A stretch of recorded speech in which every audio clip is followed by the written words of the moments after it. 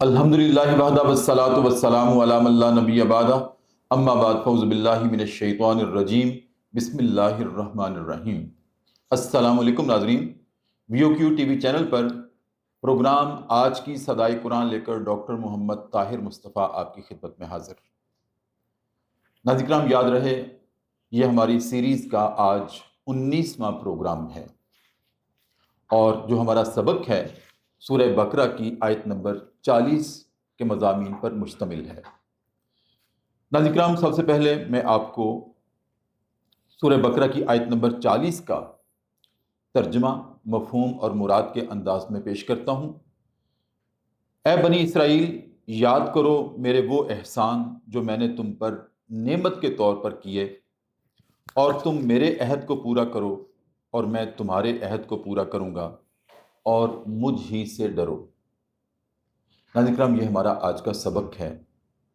اب اس میں سے سب سے پہلے جو سوال پیدا ہوتا ہے وہ یہ ہے ناظرین کرام کہ اللہ رب العزت نے کلام اللہ میں بنی اسرائیل کا بڑی تفصیل کے ساتھ تذکرہ کیا ہے۔ سوال پیدا ہوتا ہے کیوں؟ دوسری بات اس میں یہ شامل ہے کہ آج عصر حاضر میں ہمارے لیے ان واقعات میں، ان قصص میں کیا اسباق ہیں، کیا عبرت کے سامان ہیں، اور اصلاح احوال کے کیا پیمانے ہیں۔ ناظرین کرام، بلا تمہید ہم اس کو اپنی گفتگو کا موضوع بناتے ہیں۔ میرے ساتھ شریک گفتگو ہوں گے آپ کے جانے پہچانے ماشاءاللہ جناب مفتی ڈاکٹر امداد اللہ محمود فرید، جو ماشاءاللہ شریعہ ایڈوائزر ہیں، حافظ القرآن ہیں، قاری القرآن ہیں اور جید عالم دین ہیں، اور اس پروگرام آج کی صدائے قرآن کے آپ روح رواں ہیں۔ السلام علیکم ورحمۃ اللہ۔ وعلیکم السلام ورحمۃ اللہ وبرکاتہ۔ سب خیریت سے ہیں آپ؟ جی اللہ کا شکر ہے، الحمدللہ۔ سب ہم نے تھوڑا سا فارمیٹ میں تبدیلی کی ہے کہ ہم جلدی سے جلدی اپنے اسباق کو لے کر اپنے ناظرین کی خدمت میں پیش کریں، اور جو ٹو دی پوائنٹ ہمارے فکر و عمل کی اصلاح کے لیے قرآن صدا کے طور پر ہمیں بنیادیں فراہم کرتا ہے، ان کو ہم بلا تمہید اپنے ناظرین کے سامنے رکھیں۔ جی، کم سے کم وقت۔ جی، اور آج جیسے میں نے عرض کیا کہ سورہ بقرہ کی آیت نمبر 40 ہے، 19واں پروگرام ہے ہمارا۔ اس میں اللہ رب العزت نے، جیسے میں نے عرض کیا کہ بنی اسرائیل کا بار بار تذکرہ کیا ہے جی، اور بڑی ترجیحی بنیادوں پر کیا ہے۔ آخر اس کی وجہ کیا ہے؟ بنی اسرائیل کون تھے، اور ان کے ان واقعات میں جو اللہ نے ان کو یاد دلایا احسان کے طور پر کہ میں نے بڑی نعمتیں تم پر کی تھی، نچھاور کی تھی، بارش کی تھی، وہ نعمتیں بھی کیا تھیں، اور آج ہمارے لیے اس میں صدائے قرآن کیا ہے؟ اللہ کلام اللہ کے ذریعے سے، ان واقعات کے ذریعے سے، ان قصص کے ذریعے سے ہمیں کیا پیغام دینا چاہتا ہے؟ جی، یہ ہمارا آج کا موضوع۔ بسم اللہ الرحمن الرحیم۔ الحمدللہ رب العالمین والعاقبۃ للمتقین والصلاة والسلام علی سیدنا محمد النبی الامی الکریم وعلی آلہ واصحابہ وبارک وسلم تسلیما کثیرا، اما بعد فاعوذ باللہ من الشیطان الرجیم، بسم اللہ الرحمن الرحیم۔ نہایت ہی واجب الاحترام استاد محترم، اور بغیر کسی تمہید کے اس پروگرام کے اس 19ویں پروگرام میں جو سورہ بقرہ کی آیت نمبر 40، جی، یا بنی اسرائیل اذکروا نعمتی التی انعمت علیکم وانی فضلتکم علی العالمین، یا بنی اسرائیل اذکروا نعمتی التی انعمت علیکم واوفوا بعہدی اوف بعہدکم وایای فارہبون۔ جی بالکل۔ صدق اللہ العظیم۔ بڑی ہی عظیم آیت ہے کہ جس میں اللہ رب العزت نے بنی اسرائیل کو مخاطب کر کے اپنے انعامات کا اظہار کیا ہے، اور اس آیت سے ایک بہت بڑی صدا قرآن کی یہ ہے کہ جہاں ان پر دنیاوی نعمتیں کرنے کے ساتھ ساتھ اللہ نے ان پر احسان کیا، اور وَأَنِّي فَضَّلْتُكُمْ عَلَى الْعَالَمِينَ، اور انہیں پوری جہانوں کے لیے اس وقت کے عالم پر اللہ تعالیٰ نے اس قوم بنی اسرائیل کو فضیلت بخشی تھی۔ اور کیا خوب اس انعام کے ذکر سے یہ صدا امت محمد کے لیے کتنی اہم ہے کہ جس امت کو وہ نبی رحمت ملا کہ جس کی خاطر ساری کائنات کو بسایا گیا. سبحان اللہ. اور اول خلق اللہ نوری کی اللہ نے سب سے پہلے میرے محبوب محمد مصطفیٰ صلی اللہ علیہ وسلم کی روح مقدس اور نور مقدس کو پیدا کیا. سبحان اللہ. ہم تو ان سے زیادہ فضائل کا اور انعام کا اور تمام عالموں کے لیے اللہ نے اس امت محمد کو قوم رسول ہاشمی کو ان سے بڑھ کر مقام عطا کیے ہے. یہ صدائے قرآن ہے کہ خیال کرنا انہوں نے چند انعامات کی نفی کرنے پر ان کو اللہ نے راندہ درگاہ کر دیا. اور آج ہم حضور نبی کریم کی عزت، عظمت، عفت، عصمت، ختم نبوت کے لیے اگر من، دھن، تن اگر اپنی ہم زندگی قربان نہیں کر سکتے تو پھر ہمارے لیے بھی بہت بڑا باعث عبرت کا یہاں مقام ہوگا. یہاں اسرائیل یہ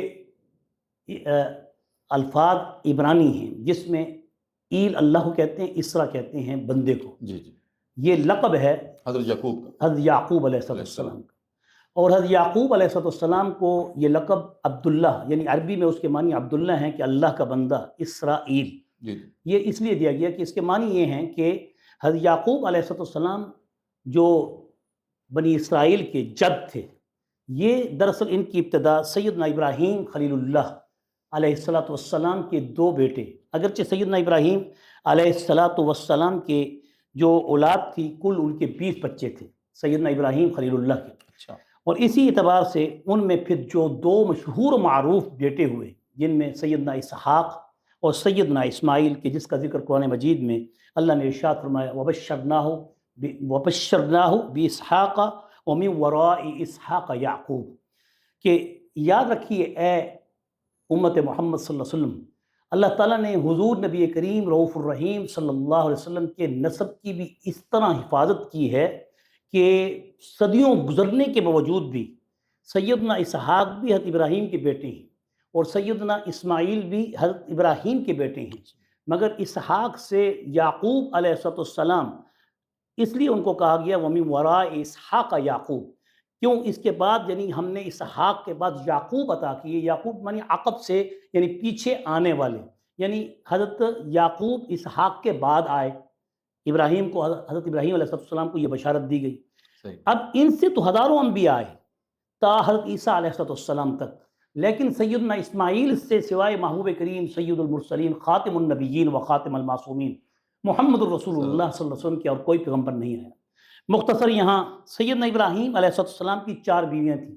یہ ایک تھوڑا سا پس منظر اس لیے پیش کر رہا ہوں کہ اس واقعے میں صدائے قرآن کیا ہے کہ حضرت سارہ بھی یہ پہلی بیوی تھی حضرت ابراہیم علیہ السلام کی کہ جس سے اللہ رب العزت نے حضرت اسحاق کو پیدا کیا. حضرت ہاجرہ یہ دوسری بیوی تھی جو کہ سیدہ سارہ کی خادمہ تھی، یعنی خدمت گزار تھی. اللہ تعالیٰ نے کسی ایک بہت لمبا واقعہ ہے اس میں ان کو عطا کی تھی، تو ان سے حضرت اسماعیل پیدا ہوئے. اور تیسری بیوی قطورہ تھی. قطورہ جو تھی یہ ان سے بھی کافی اولاد پیدا ہوئی. چوتھی بیوی حجورات تھی یا حجین تھی یا حجون تھی، یہ نام تینوں آتے ہیں. ان سے بھی کئی اولادیں پیدا ہوئیں، مگر ان 20 اولادوں میں جو مشہور و معروف تھے سیدنا اسماعیل تھے اور سیدنا اسحاق تھے. اب اسحاق علیہ السلام کے پھر اس میں ایک خوبصورت تفصیل کے ساتھ اس میں ایک جو صدائے قرآن ہمیں مل رہی ہے، اس لیے اس کا تھوڑا سا واقعہ ٹچ کرتے ہوئے بیان کر رہا ہوں کہ سیدنا اسحاق علیہ السلام کے جو بعد سیدنا یعقوب علیہ السلام آئے تو یعقوب ایک اکیلے نہیں آئے تھے، اس لیے ان کو یعقوب کہا جاتا ہے کہ تھوڑی سی دیر کے بعد یعقوب آئے. کیا مقصد؟ کہ حضرت اسحاق کے جڑواں 2 بچے پیدا ہوئے جن میں ایک کا نام عیس تھا، عین یہ سواد، اور اس کے تھوڑے ہی وقفے کے بعد پھر یعقوب علیہ السلام آئے. ایک تو اللہ تعالیٰ نے وبشرناہ باسحاق ومن وراء اسحاق یعقوب کا، لیکن یہاں ومن وراء اسحاق یعقوب کو اس زمرے میں بھی لیا جاتا ہے کیونکہ سیدنا اسحاق کے 2 بیٹے جڑواں جب پیدا ہوئے تو عیس پہلے پیدا ہوئے. تھوڑی دیر کے بعد اللہ رب العزت نے سیدنا یعقوب علیہ السلام کو پیدا کر دیا. یہ سارا واقعہ تلخیصاً میں تفسیر عزیزی سے جو شاہ عبدالعزیز محدث دہلوی رحمۃ اللہ علیہ کی بہت شہرہ آفاق کتاب ہے، تفسیر ہے فارسی کی، اس کے پارہ 1 کے صفحہ نمبر 200 سے لے کے آخر تک تقریباً 20-30 صفحوں کا خلاصہ پیش کر رہا ہوں. اور حضرت یعقوب علیہ السلام کی یہ تفصیل اب دیکھیں، اس میں سیدنا یعقوب علیہ السلام اور حضرت عیسی دونوں بیٹے تھے، مگر اللہ رب العزت کی شان کریمی دیکھیں کہ کچھ تکوینی امور ہوتے ہیں، کچھ تقدیری، جن کو ہم تقدیری امور کہتے ہیں، اور کچھ تدبیری امور ہوتے ہیں جن کو ہم شرعی امور کہتے ہیں، کیونکہ شریعت تدبیر کے ساتھ ہے اور تقدیر جو ہے وہ تکوین کے ساتھ ہے، وہ کن کے کلمے کی محتاج ہے۔ اس میں وہ انبیاء بھی مخصوص ہیں، جیسے سیدنا خضر علیہ، جس کو خضر کہتے ہیں، علیہ الصلوۃ والسلام، اور سیدنا الیاس علیہ الصلوۃ والسلام۔ اب ان نبیوں پر ایمان لانا بھی واجب نہیں تھا، کیونکہ وہ شرعی امور کے پیغمبر نہیں تھے، مگر ان پیغمبروں کا ان شرعی امور کے پیغمبروں پر ایمان لانا واجب ہے۔ تو معلوم ہوا شریعت کے پیغمبر کو تکوینی امور کے پیغمبر پر بھی فرضی یعنی فوقیت حاصل ہے۔